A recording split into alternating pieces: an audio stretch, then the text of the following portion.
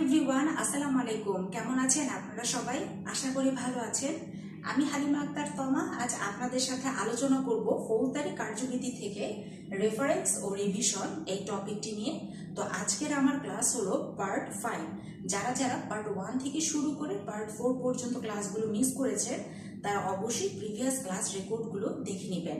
তো চলুন আজকের মূল ক্লাসের মূল আলোচনার দিকে এগোনো যাক। তো প্রথমেই জেনে নিব যে রিভিশন দায়েরের তামাদি মেয়াদ কতদিন। মনে রাখবেন যে হাইকোর্ট বিভাগের নিকট রিভিশন দায়েরের জন্য তামাদি মেয়াদ হলো 60 দিন, আর দায়রা জজের নিকট রিভিশন দায়েরের জন্য তামাদি মেয়াদ হলো 30 দিন।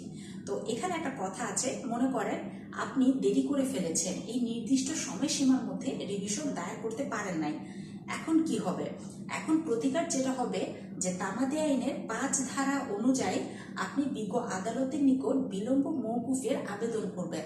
তো তামাদি আইনের 5 ধারায় 5টি গ্রাউন্ড দেওয়া আছে, যে 5টি গ্রাউন্ডে বিলম্ব মওকুফের জন্য আদালতের নিকট আবেদন করা যায়। আর আদালত যদি ভ্যালিড গ্রাউন্ড পায় এবং সন্তুষ্ট হয়, সেক্ষেত্রে আপনাকে রিভিশন দায়ের করার সুযোগ দিবেন। তো তারপরে জেনে নেই যে আপিল বা রিভিশন নিষ্পত্তির সময়।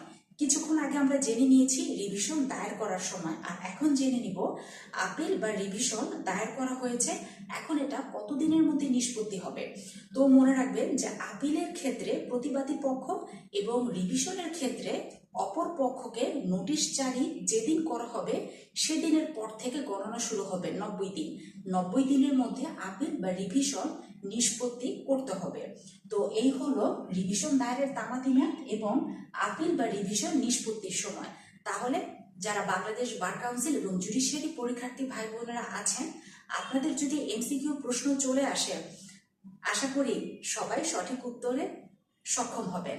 আর যদি লিখিত পরীক্ষাতেও এই সংক্রান্ত কোনো প্রশ্ন চলে আসে, তাহলে আশা করব সবাই সঠিক উত্তর লিখতে সক্ষম হবেন।